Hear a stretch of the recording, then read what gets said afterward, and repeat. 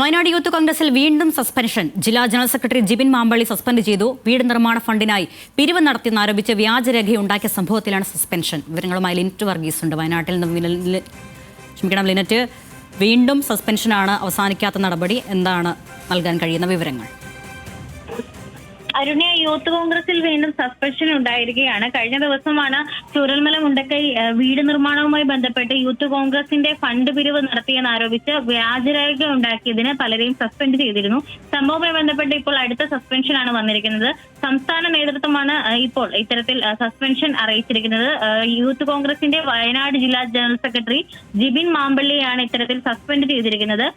Youth Congress വീട് നിർമ്മിക്കാനായിട്ട് fund പിരിവ് നടത്തി എന്ന് ആരോപിച്ചുകൊണ്ട് വ്യാജരേഖയൊക്കെ ഉണ്ടാക്കി പോസ്റ്ററുകൾ അടക്കം നിർമ്മിച്ച് സോഷ്യൽ മീഡിയയിൽ അടക്കം പ്രചരിപ്പിച്ചു എന്നതിനെ കുറിച്ച് മാനന്തവാടി നിയോജക മണ്ഡല ഭാരവാഹികൾ പരാതി നൽകിയിരുന്നു. വയനാട് എസ്.പിക്കും അതോടൊപ്പം തന്നെ സംസ്ഥാന നേതൃത്വത്തിനുമാണ് പരാതി നൽകിയത്. സംഭവവുമായി ബന്ധപ്പെട്ടിട്ടാണ് ഇപ്പോൾ ഇദ്ദേഹത്തെ സസ്പെൻഡ് ചെയ്തിരിക്കുന്നത്. യൂത്ത് കോൺഗ്രസിന്റെ നേതൃത്വത്തിൽ ഇനിയും ഇതിന്റെ ഭാഗമായി അന്വേഷണം നടത്തുമെന്നാണ് അറിയാൻ സാധിച്ചിരിക്കുന്നത്. വയനാട് യൂത്ത് കോൺഗ്രസിൽ വരും ദിവസങ്ങളിൽ കൂടുതൽ പേർക്കെതിരെ നടപടി ഉണ്ടാകുമെന്നാണ് അറിയുന്നത്. അരുണ്യ, ശരി. യൂത്ത് കോൺഗ്രസ് വയനാട് ജില്ലാ സെക്രട്ടറി ജിബിൻ മാമ്പള്ളിക്കെതിരെയാണ് ഇപ്പോൾ നടപടി ഉണ്ടായിട്ടുള്ളത്. ലിനറ്റ് വർഗീസാണ് വിവരങ്ങൾ നൽകിയത്.